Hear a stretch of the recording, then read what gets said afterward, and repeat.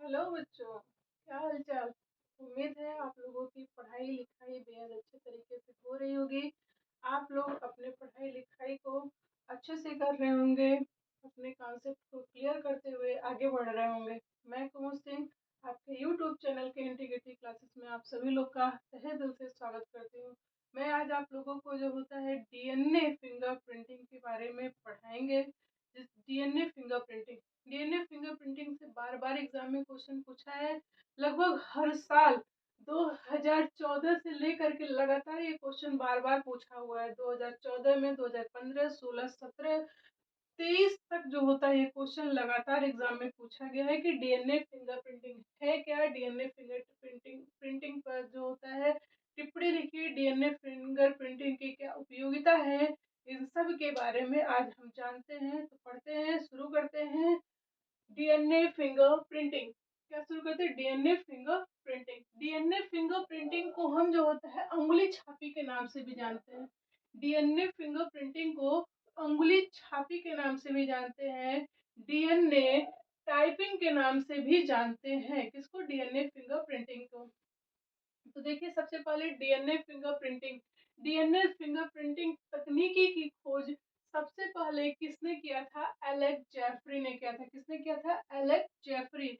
Alex Jeffrey एक ऐसे महान वैज्ञानिक थे जिन्होंने डीएनए अंगुली छापित तकनीकी की सबसे पहले खोज की थी, सबसे पहले खोज किया था। भारत में इस तकनीकी को लाने के लिए महत्वपूर्ण योगदान दिया था डॉक्टर वी के कश्यप एंड डॉक्टर लालजी सिंह।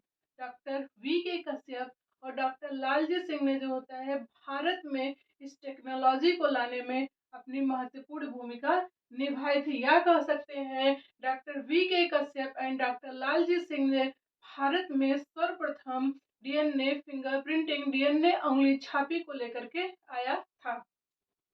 अब देखिए, हम जानते हैं कि जो सृष्टि है, ये संसार जो है, उसमें जो मानव जाति है, सब मानव जाति में डीएनए पाया जाता है। सब में जो होता है डीएनए पाया जाता है। तो जितने भी मानव होते हैं उनका डीएनए लगभग समान होता है। उनका डीएनए लगभग समान होता है। 99.9% जो डीएनए होता है सब में समान होता है। हमारे में, आप में, आपके घर में सबका डीएनए जो होता है एक समान होता है। 99.9% डीएनए जो होता है समान होता है। सिर्फ जो होता है 0.1% डीएनए ही भिन्न होता है, जो हम लोगों को जो होता है क्या करता है, एक दूसरे से भिन्न करता है। क्या करता है? हम लोगों को एक दूसरे से भिन्न करता है। तो ना 0.1% डीएनए ही जो होता है हम लोगों को एक दूसरे से भिन्न करता है। बाकी जो होता है 99% डीएनए समान होता है। 99.9% डीएनए जो होता है हम लोगों में समान होता है। अब देखिए, जो 0.1% डीएनए अलग होता है, हमको अब जानना है कि ये डीएनए कहाँ मिलता है। ये डीएनए जो होता है, इस डीएनए का क्या नाम होता है, ये अब देखते हैं। तो जैसा कि हम जानते हैं कि हम लोग जानते हैं गुणसूत्र के बारे में, क्योंकि हमारा डीएनए गुणसूत्र के पास होता है।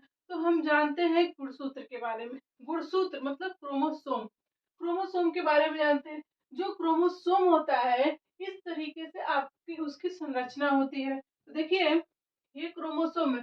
तो हम जानते हैं कि इस तरीके से होता है आपका क्रोमोसोम में डीएनए। ये डीएनए है। तो ये जो बीच में भाग होता है, मतलब ये जो डीएनए का जो स्ट्रक्चर बना है, इसके जो बीच में भाग होता है, एक प्रोटीन की संरचना होती है। एक प्रोटीन का जो होता है स्ट्रक्चर होता है, जिसको क्या कहते हैं? काइनेटोकोर कहते हैं। काइनेटोकोर के नाम से जानते हैं। मतलब कि ये डीएनए का जो स्ट्रक्चर है, उसके बीच में जो संरचना होती है, या कहते हैं कि जो क्रोमोसोम या क्रोमेटिड, ये जो क्रोमेटिड का स्ट्रक्चर है, इस क्रोमेटिड के संरचना के जो सेंटर भाग में जो होता है, काइनेटोकोर नामक एक प्रोटीन का जो होता है स्ट्रक्चर होता है। तो यहाँ पे देख रहे हैं कि इसमें क्या होता है, काइनेटोकोर होता है, एक काइनेटोकोर होता है। अब इधर से भी आपका डीएनए इस तरीके से श्रृंखला में आता है। मतलब यहाँ पे करते हैं कि दो काइनेटोकोर होते। कितने? दो काइनेटोकोर होते, जो कि किसके बने होते हैं? प्रोटीन के। कहाँ पे होते हैं? क्रोमेटिड धागे पे होते। कहाँ पे होते हैं? क्रोमेटिड धागे पे होते हैं। ये काइनेटोकोर कहाँ होते हैं? क्रोमैटिड धागे पे होते हैं। कहाँ पे? बीच में होते हैं। किसके बने होते हैं? प्रोटीन के बने होते हैं। अब देखिए, हमारा हमारा क्रोमोसोम तो ऐसे रहेगा नहीं। हमारा क्रोमोसोम जो होता है ढका होता है किसका? एक आवरण का। इस पर एक झिल्ली पाई जाती है इस तरीके से, जिसको हम कहते हैं पेलिकल का आवरण या पेलिकल आवरण के नाम से जाना जाता है। तो हम जानते हैं कि जो हमारा गुणसूत्र होता है इस तरीके से उसकी संरचना होती है। गुणसूत्र में पाए जाने वाला जो क्रोमैटिड धागा होता है, उस धागे के सेंटर में प्रोटीन की एक संरचना होती है, जिसको जो होता है क्या कहते हैं? काइनेटोकोर कहते हैं। और वह काइनेटोकोर प्रोटीन का स्ट्रक्चर होता है, प्रोटीन का बना हुआ होता है।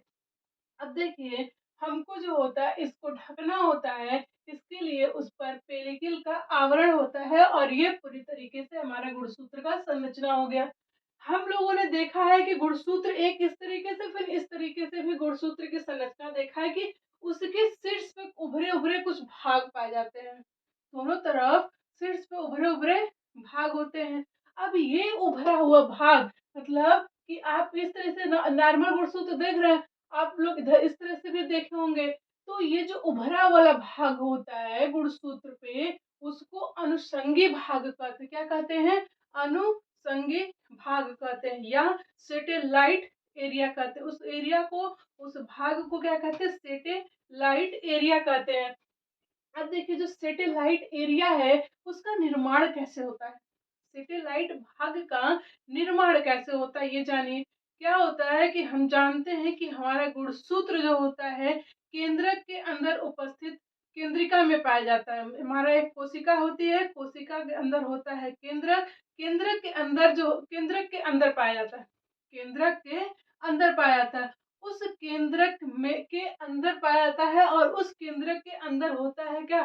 केंद्रकाभ। केंद्रक के अंदर क्या होता है? केंद्र का मतलब कह सकते हैं सेल होता है। सेल के अंदर न्यूक्लियस होता है, न्यूक्लियस के अंदर जो होता है न्यूक्लियोलस होता है।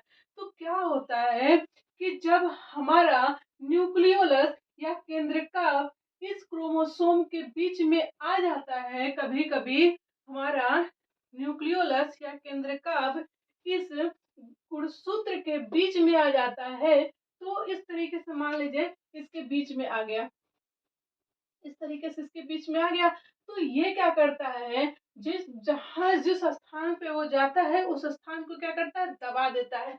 जब वो उस स्थान को दबा देगा तो किनारे किनारे जो होता है उभरा हुआ स्ट्रक्चर बन जाता है, फूला हुआ स्ट्रक्चर बन जाता है, जिसकी वजह से जो होता है हमको गुणसूत्र पे उभरे उभरे हुए या फूले फूले हुए जो होते हैं आकृतियां नजर आती हैं। क्यों आती हैं? जो गुणसूत्र हमारा होता है, नॉर्मल गुणसूत्र का स्ट्रक्चर इस तरीके से है। अब इस नॉर्मल गुणसूत्र के स्ट्रक्चर में चूंकि हमारा गुणसूत्र पाया जाता है केंद्रक में, और उसी केंद्रक में होता है केंद्रकाभ। अब केंद्रकाभ आ जाए हमारे किसके? गुणसूत्रों के बीच में। जब गुणसूत्र के बीच जब जब कोई दो इस तरीके से जो होता है, कोई दो वस्तु के बीच में अगर कोई वस्तु आ जा रही है तो वो क्या करती है? अपने अगल बगल की चीजों को क्या करती है? दबाती है। जब वो दबा देती है गुणसूत्र के इस स्ट्रक्चर को, तो वो जो होता है उभार के रूप में बाहर आ जाता है। उस भाग को अनुषंगी भाग कहते हैं, उस भाग को सैटेलाइट एरिया कहते हैं। और उसमें उपस्थित डीएनए को, उसमें उपस्थित क्रोमैटिड धागा को क्या कहते हैं? सैटेलाइट डीएनए या अनुषंगी डीएनए के नाम से जाना जाता है। अब आप लोगों को पता चल गया होगा कि सैटेलाइट डीएनए का निर्माण कैसे होता है, सैटेलाइट एरिया का निर्माण कैसे होता है। ठीक, अब आगे चलते हैं। सैटेलाइट एरिया का निर्माण हो गया। जो आपका सैटेलाइट एरिया होता है, अनुषंगी भाग होता है, वह अनुषंगी भाग में पुनरावृत्ति का अनुक्रम क्या होता है? मिलता है। उस सैटेलाइट एरिया में जो आपका ये सैटेलाइट एरिया है, जो आपका ये अनुषंगी भाग है, इस भाग में पुनरावृत्ति का अनुक्रम मिलता है, मतलब दोहराने की प्रवृत्ति मिलती है। पुनरावृत्ति का अनुक्रम मिलता है किस भाग में? आपके इस वाले सेटेलाइट वाले भाग में। किस भाग में? अनुषंगी भाग में। ये जो अनुषंगी भाग है, इस अनुषंगी भाग में पुनरावृत्ति का जो होता है क्या मिलता है? एरिया मिलता है या पुनरावृत्ति का अनुक्रम मिलता है। अब देखिए, जो पुनरावृत्ति का अनुक्रम इस भाग में मिल गया हमको, मतलब इतना सा जो भाग है, छोटा सा ये जो भाग है, जो दबा वाला उभरा वाला भाग है, अनुषंगी भाग, इसी भाग में क्या होता है? पुनरावृत्ति का अनुक्रम मिलता है। अब जो पुनरावृत्ति का अनुक्रम अगर मिल रहा है तो मतलब उसमें पुनरावृत्ति डीएनए भी होगा। होगा कि नहीं होगा? होगा। उसमें पुनरावृत्ति डीएनए है, तभी ना उसमें अनुक्रम मिल रहा है। अब क्या होता है, जो अनुषंगी भाग है या पुनरावृत्ति जो डीएनए है या अनुषंगी डीएनए है, उस डीएनए में जो नाइट्रोजन बेस होते हैं, नाइट्रोजन क्षारक होते हैं, वही नाइट्रोजन क्षारक ना आपके बार बार क्या होते हैं? रिपीट होते रहते, पुनरावृत्त होते रहते हैं। अब जब बार बार अनुषंगी भाग में उपस्थित अनुषंगी डीएनए बार बार जब रिपीट होगा, रिपीट होते रहते हैं, जिसको हम क्या कहते हैं? VNTR कहते हैं। क्या कहते हैं? VNTR कहते हैं। किसको? अनुषंगी या पुनरावृत्त डीएनए में नाइट्रोजन क्षारक या नाइट्रोजन बेस बार बार रिपीट होते रहते हैं, जिसको VNTR कहते हैं। VNTR कहते हैं। VNTR मतलब इसका फुल फॉर्म होता है अनुबंध पुनरावर्तक की विभिन्न संख्या या variable number tandem repeated. Variable number tandem repeated, ये क्या होता है? आपका अनुबंध पुनरावर्तक की विभिन्न संख्याएं जो होती है क्या करती है? रिपीट करती रहती हैं, दोहराती रहती हैं। क्यों? नाइट्रोजन क्षारक जो एडेनिन, गुआनिन, साइटोसिन, ये सब है, बार बार जो होता है दोहराती रहती हैं। उसी को जो होता है क्या कहते हैं? VNTR कहते हैं। उसी को क्या कहते हैं? VNTR कहते हैं। और VNTR कहाँ मिलता है? पुनरावृत्त डीएनए में। कहाँ पे? पुनरावृत्त डीएनए मतलब अनुषंगी भाग में मिलता है। जैसे देखिए यहाँ पे जो होता है AG ये तो दोहराया हुआ है, फिर TCC फिर दोहराया हुआ AG फिर AG। इस तरीके से जो होता है बार बार जो होता है, इसमें क्या होता है? रिपीट किया हुआ, बार बार क्या है? रिपीट किया गया है। तो जो रिपीटेड भाग होता है उसी को VNTR कहते हैं। क्या कहते हैं? VNTR कहते हैं। अब यही VNTR जो होता है डिसाइड करेगा, यही VNTR जो होता है डिसाइड करता है कि क्या बोलते हैं, फिंगरप्रिंटिंग कैसे होती है। तो देखते हैं VNTR। जैसे मान लीजिए क्या होता है कि ये जो होता है, मान लीजिए मेरा जो होता है डीएनए है। क्या है? मेरा डीएनए। किसका? मेरा डीएनए है। डीएनए कौन सा डीएनए? अनुषंगी डीएनए मतलब सेटेलाइट डीएनए मतलब सेट डीएनए, ठीक ना? ये मेरा सेटेलाइट डीएनए है, जिसपे जो होता है रिपीटेटिव जो होता है नाइट्रोजन बेस है। सेटेलाइट डीएनए मेरा है, जिसपे GC हम ACC इस तरीके से जो होता है रिपीट कर रहा है। क्या? रिपीट कर रहा मेरा है। और ये मान लीजिए आप लोगों में से किसी बच्चे का है, किसी बच्चे का है, ठीक। अब देखिए उस बच्चे में भी जो होता है GC हाँ, GC इस प्रकार से जो होता है रिपीट कर रहा है। मतलब मेरे डीएनए में जो अनुवांशिक डीएनए है वो भी रिपीट हो रहा है, और उस बच्चे का भी जो डीएनए का अनुवांशिक अनुषंगी डीएनए है, अनुषंगी भाग का, वो भी जो होता है क्या कर रहा है? रिपीट कर रहा है। तो हम देख रहे हैं कि यहाँ पे जो GC मतलब जो मेरा GC है, 2 2 4 2 6 है। फिर यहाँ पे देख रहे हैं कि 4 है, और यहाँ पे जो होता है कितना है? 8 बार जो होता है रिपीट हो रहा है। अब यहाँ पे देख रहे हैं जो बच्चे में है वो 4 बार, ये जो होता है 2 2 4 2 6 2 8 बार, और ये जो होता है कितना? 5 बार। मतलब ये जो होता है हम देख रहे हैं कि इसकी लंबाई मतलब मेरे वाली की लंबाई थोड़ी बड़ी है। किसके? आप बच्चों से। किससे? बच्चे से जो होती है मेरी लंबाई थोड़ी बड़ी है, तो लंबाई दोनों की लंबाई में अंतर आ रहा है। क्या आ रहा है? दोनों की लंबाई में क्या आ रहा है? अंतर आ रहा है।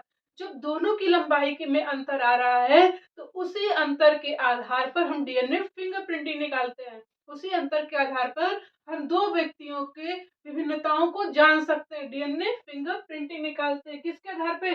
वीएनटीआर के आधार पे। किसके? वीएनटीआर के अंतर्गत पर। हाँ, वीएनटीआर की जब संख्या के आधार पे जो होता है, मेरे में 6 है, 4 है, 8 है, इसमें 8, 4 और 5 है। उस संख्या के आधार पे दोनों के लेंथ में, दोनों की लंबाई में क्या है? डिफरेंट है। उसी डिफरेंट के आधार पर हम जो होता है क्या करते हैं? अब डीएनए फिंगरप्रिंटिंग निकालते हैं। तो देखिए, यहाँ तक समझ में आया आप लोग को? एक बार पुनः देख लीजिए। क्या है कि जो होता है, एलेक्स जेफरी ने जो होता है 1985 में डीएनए फिंगरप्रिंटिंग की क्या की थी? सर्वप्रथम खोज किया था या इस तकनीकी को लेकर के आया था। भारत में सबसे पहले इस तकनीकी को डॉक्टर वी के कश्यप एंड डॉक्टर लालजी सिंह ने लेकर के आया था। उसके बाद हम लोग क्या कर जानते हैं कि 99.9% जो डीएनए होता है सारे व्यक्तियों में एक समान होता है। केवल 0.1% डीएनए ही विभिन्न होता है। क्या होता है? विभिन्न होता है। और वह 0.1% डीएनए जो होता है कहाँ पाया जाता है? अनुषंगी भाग में।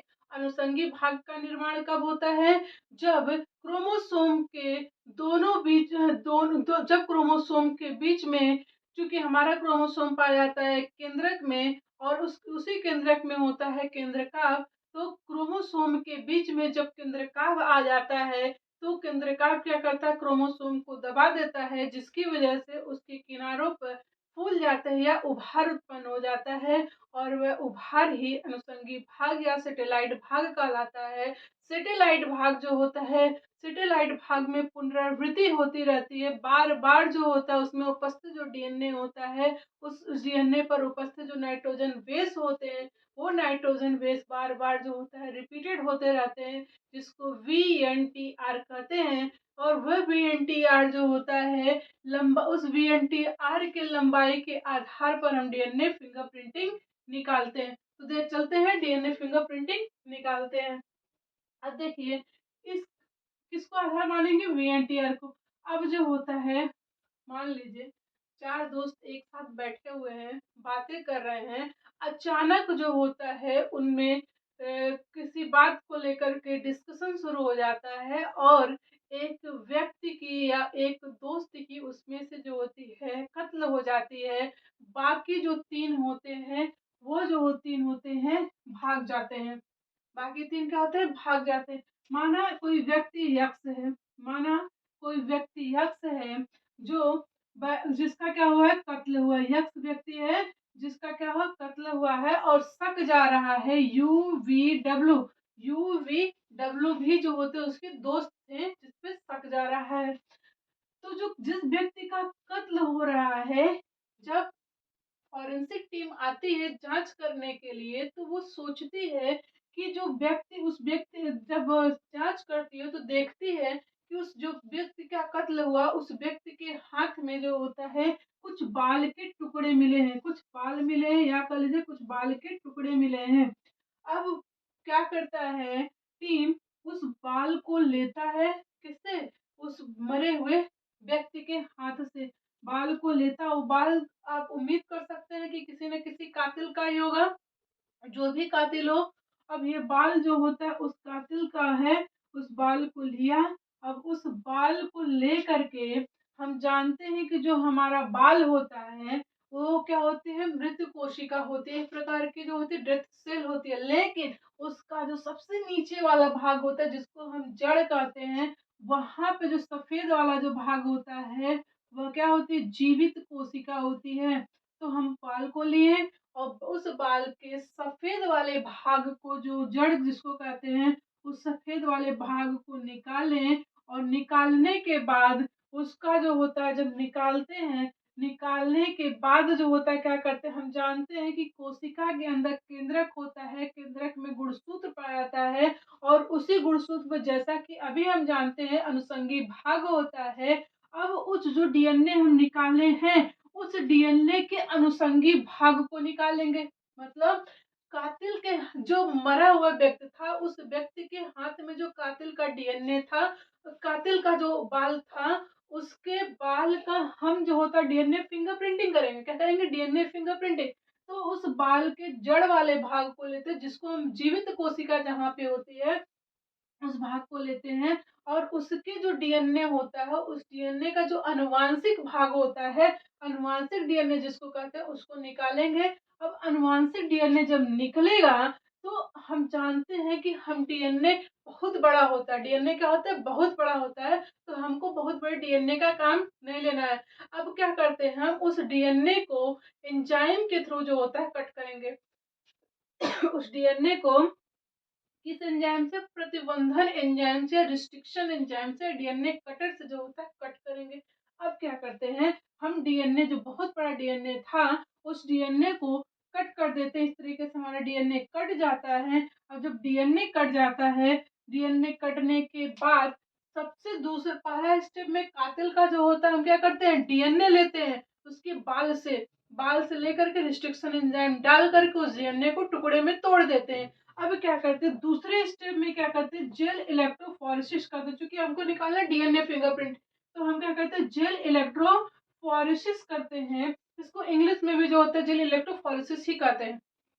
जेल इलेक्ट्रोफोरेसिस कहते हैं। जेल इलेक्ट्रोफोरेसिस की प्रक्रिया में क्या करते हैं, हम क्या करते हैं, डीएनए के टुकड़े को लेते हैं और उस टुकड़े पे जो होता है जेल इलेक्ट्रोफोरेसिस, मतलब कि एक जो होता है क्या लेते हैं, आपको एक जेल, एक प्रकार का जेल लेते हैं जिस पर जो होता है कैथोड और मतलब इलेक्ट्रोड लगाते हैं। मतलब इलेक्ट्रोड लगाते हैं मतलब कि पॉजिटिव और निगेटिव आवेश लगाते हैं। मतलब इस जेल इलेक्ट्रोफोरेसिस में हम एक जो होता है क्या लेते हैं, इलेक्ट्रोड लगे हुए, मतलब पॉजिटिव और निगेटिव चार्ज लगे हुए जो होता है एगोरोज जेल लेते हैं। एगोरोज जेल लेते हैं जिसको जो होता है इलेक्ट्रोड की मदद से जो होता है करते हैं। तो देखिए जो एगोरेज जेल होता है वो अगार अगार चूंकि एक प्रकार का लाल शैवाल होता है वहां से प्राप्त होता है। अगार अगार एक प्रकार का शैवाल है। कौन सा शैवाल? लाल शैवाल। अब थोड़ा सा इसके बारे में जान लीजिए, एगोरोज जेल के बारे में। जब अगार अगार अगार अगार हमारा सवाल है, जब अगार अगार पाउडर के फॉर्म में होता है तब वह अगरोज कहलाता है। क्या कहते हैं? एगरोज कहलाता है। जब उसी पाउडर को हम गर्म पानी में डाल देते हैं, डालने के बाद उसको ठंडा करते हैं तो वो एक जेल के रूप में बदल जाता है, उसको एगरोज जेल कहते हैं। तो देखिए हम जेल इलेक्ट्रोफोरेसिस की प्रक्रिया करते हैं। जेल इलेक्ट्रोफोरेसिस में पॉजिटिव और निगेटिव इलेक्ट्रोड लगाते हैं। पॉजिटिव और निगेटिव इलेक्ट्रोड जब लगाते हैं तो वहां पे जो होता है हम यूज करते हैं एगोरोज जेल का, जो कि यूज कहाँ से मिला है? अगार अगार से। अब ये एगोरोज जेल को जब यूज करते हैं, जानते हैं कि एगोरोज जेल जो होता है उसमें होल होता है, छिद्र होता है, छिद्र पाया जाता है। अब उसी एगोरोज जेल पे हम डाल देते हैं किसको? डीएनए के टुकड़े को डालते हैं। कौन से डीएनए के टुकड़े को? जो कातिल का डीएनए का टुकड़ा, उस डीएनए के टुकड़े को एगरोज जेल पर अब डाल दिए। ठीक, किस पर डालें? एगरोज जेल पर डालें। जब डीएनए के टुकड़े को एगरोज जेल पे डालते हैं फिर उसके बाद क्या करते हैं, हम उसी एगरोज जेल पर इथिडियम ब्रोमाइड, जिसको ईटीबीआर कहते हैं, इथिडियम ब्रोमाइड जो अभिरंजक का काम करता है, डाई का काम करता है, उस अभिरंजक को उस एगरोज जेल पे डालते हैं। जैसे ही इथिडियम ब्रोमाइड उस एगरोज जेल पे पड़ता है तो जो डीएनए का छिद्र होता है, डीएनए में जो एगरोज जेल होते हैं उसमें उपस्थित जो डीएनए के टुकड़े होते हैं वो छोटे छोटे टुकड़े आगे बढ़ जाते हैं। किधर बढ़ जाते हैं? पॉजिटिव की चार्ज की तरफ, क्योंकि हम जानते हैं कि जो हमारा डीएनए होता है निगेटिव चार्ज रखता है। तो इथिडियम ब्रोमाइड डालने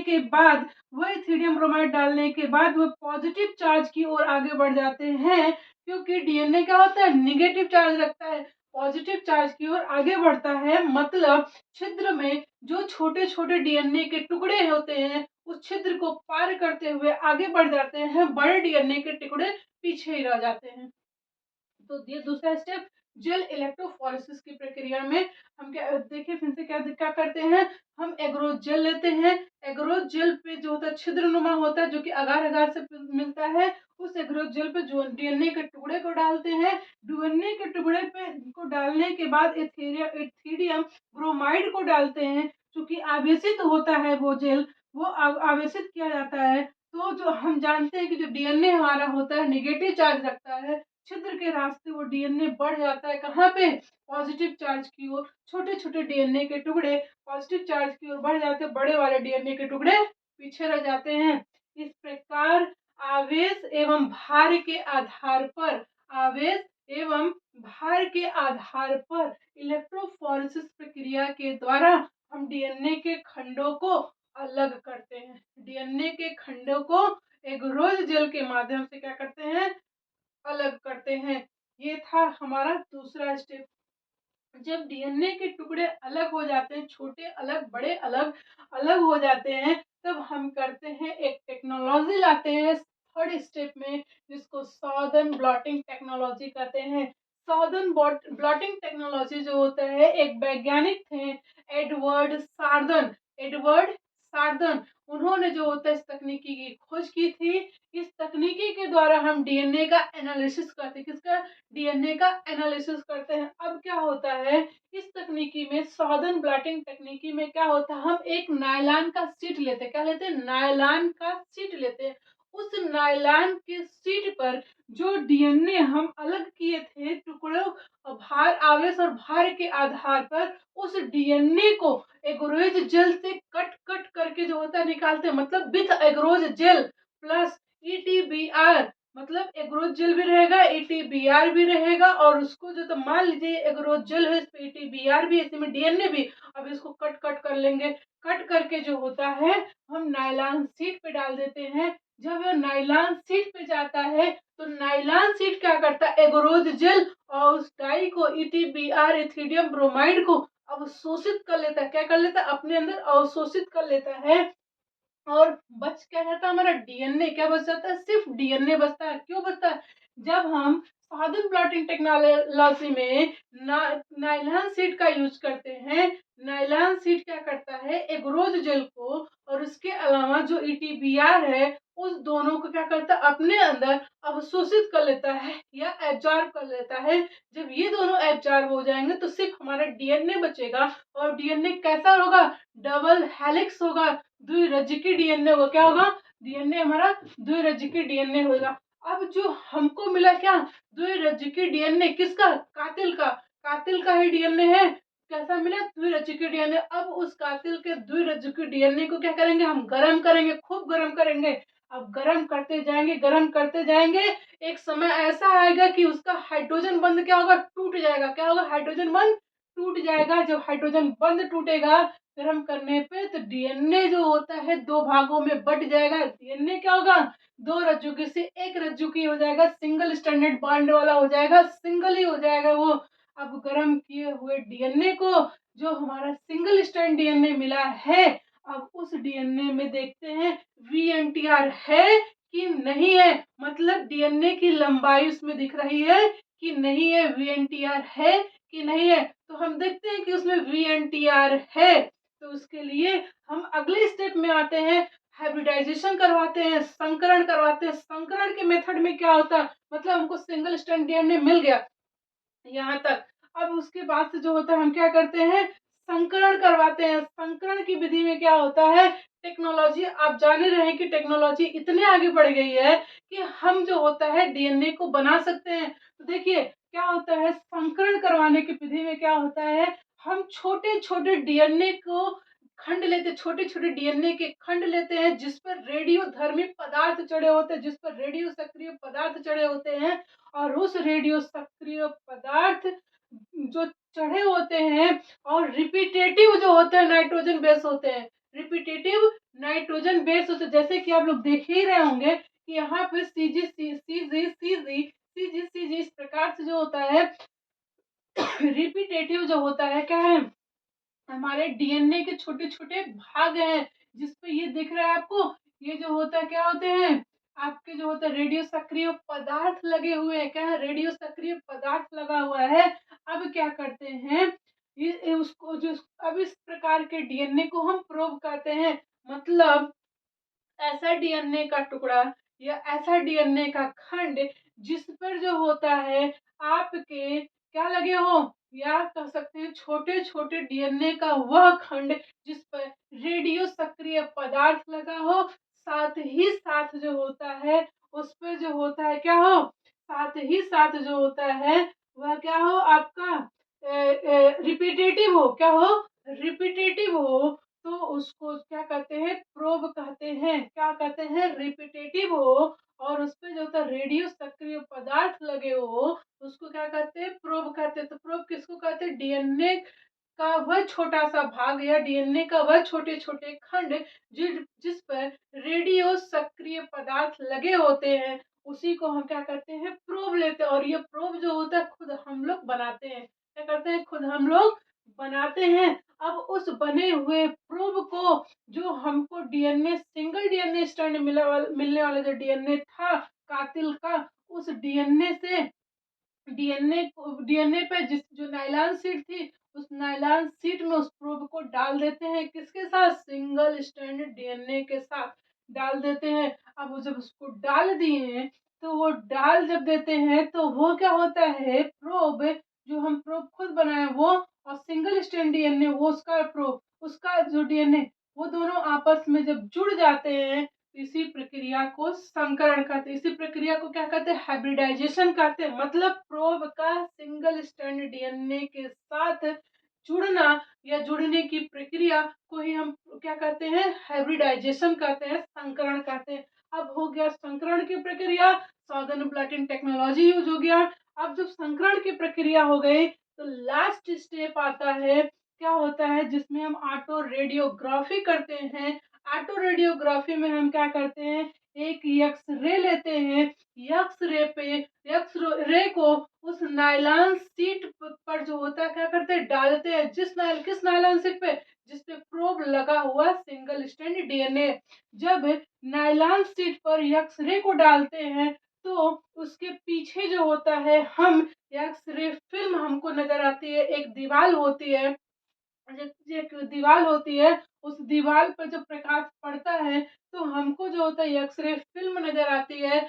जैसे ही एक्स-रे उस प्रोब युक्त सिंगल स्ट्रैंड डीएनए पे पड़ता है तो क्या भाग होती है, चमक उठती है। वो भाग जो होता है क्या होता है, चमक उठती है। जो भाग चमक करके एक्स-रे फिल्म पर दिखाई देता है, जिससे कंफर्म हो जाता है कि इस तरीके से जो होता है कि स्ट्रक्चर नजर आती है, एक बॉन्ड नजर आता है। हम जानते हैं कि ये क्या होता है, कातिल का डीएनए इस तरीके से है।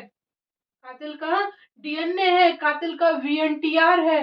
मतलब देखिए, इस स्टेप में क्या करते हैं, हम एक्स-रे लेते हैं, एक्स-रे को नायलॉन शीट पर डालते हैं। किस नायलॉन शीट पे, प्रोब लगे हुए सिंगल स्ट्रैंड बॉन्डिंग डीएनए पे, प्रोब लगे हुए सिंगल स्ट्रैंड बॉन्डिंग वाले नायलॉन शीट पे डालते हैं। जब एक्स-रे इस नायलॉन शीट पे पड़ता है तो शीट के पीछे एक फिल्म लगी होती है जिसको एक्स-रे फिल्म कहते हैं। उस फिल्म पर जो भी जिस प्रोब पर ये लाइट एक्स-रे पड़ रहा है वो सब पे पड़ रहा है, लेकिन वही भाग बाहर आएगा जो चमकीला होगा, चमक करके जो होता है उसका फिल्म बना लेता है इस पे, और इस प्रकार से स्ट्रक्चर बन जाता है। अब क्या होता है, हमको कातिल का इस तरीके से डीएनए का स्ट्रक्चर मिल जाता है, वीएनटीआर मिल जाता है, मतलब लंबाई इस तरीके से मिल जाता है।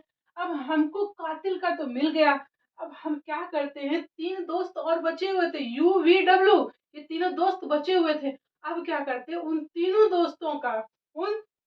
दोस्तों का डीएनए फिंगरप्रिंटिंग निकालते हैं, डीएनए ब्रेस कट करते हैं, फिर उसके बाद से जो होता है उसमें इलेक्ट्रोजेल एंड इलेक्ट्रोफोरेसिस की प्रक्रिया करते हैं, साधन ब्लॉटिंग टेक्नोलॉजी, हाइब्रिडाइजेशन, सब प्रक्रिया करके उनका भी इस तरीके से जो होता है एक्स-रे पे फिल्म बना निकाल लेते हैं। अब तीनों का हम निकाल लिए, तो हम जो होता है, जो सबसे पहले जो निकला हुआ था कातिल वाला, जिसको हम कातिल मान रहे थे, उस कातिल वाले डीएनए को अब इन तीनों के डीएनए से मैच करवाते हैं। तो मैच करवाने के बाद देखते हैं कि इस तरीके का जो सीक्वेंस है डीएनए का वो इसमें पाया जा रहा है, किसमें, वी वाले व्यक्ति में पाया जा रहा है। इससे प्रूफ हो जाता है कि यही व्यक्ति जो होता है वही वी वाला दोस्त ही जो होता है अपने एक्स दोस्त की कत्ल करता है, एक्स दोस्त की कत्ल करता है। यही जो होता है हमारा क्या है, डीएनए अंगुली छापी या डीएनए फिंगर प्रिंटिंग कहलाता है। उम्मीद है कि आप लोगों को ये टेक्नोलॉजी, ये फिंगर प्रिंटिंग समझ में आई होगी। मेरी एनर्जी लगातार बढ़ती रहे इसके लिए आप चैनल को लाइक, सब्सक्राइब और शेयर करिए और कमेंट बॉक्स में कमेंट दीजिए। धन्यवाद।